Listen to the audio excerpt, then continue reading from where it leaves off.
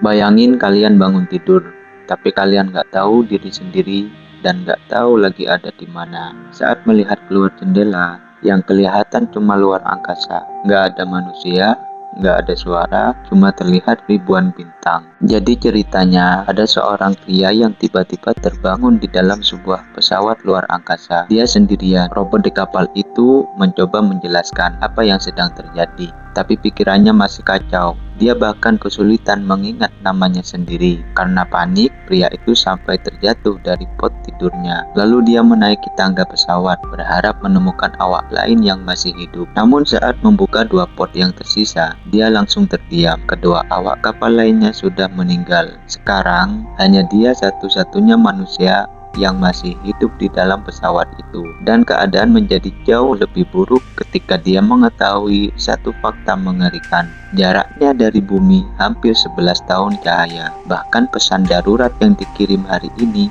baru akan sampai bertahun-tahun kemudian. Tidak ada cara cepat untuk meminta pertolongan. Di tengah kepanikannya, ingatannya mulai kembali sedikit demi sedikit. Dia ternyata bukan seorang astronot.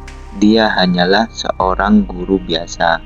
Sebelum semua ini terjadi, dia pernah membahas sebuah fenomena misterius di luar angkasa bersama murid-muridnya. Fenomena itu dikenal dengan nama Petrova Line, sebuah titik aneh yang perlahan menyerap energi matahari. Para ilmuwan memperingatkan, jika fenomena itu terus berlanjut, suhu di bumi akan terus menurun hingga planet ini membeku dalam 30 tahun ke depan. Jadi, ini bukan sekedar cerita tentang seorang astronot yang tersesat di tengah luasnya luar angkasa. Ini adalah kisah tentang seorang pria biasa yang tanpa sengaja terjebak dalam misi yang menentukan nasib seluruh umat manusia. Seseorang yang bahkan tidak pernah membayangkan dirinya menjadi penyelamat dunia. Tapi ada satu pertanyaan besar yang belum terjawab. Kenapa justru dia yang berada di pesawat itu? Kenapa seorang guru biasa dipilih untuk menjalankan misi sepenting ini?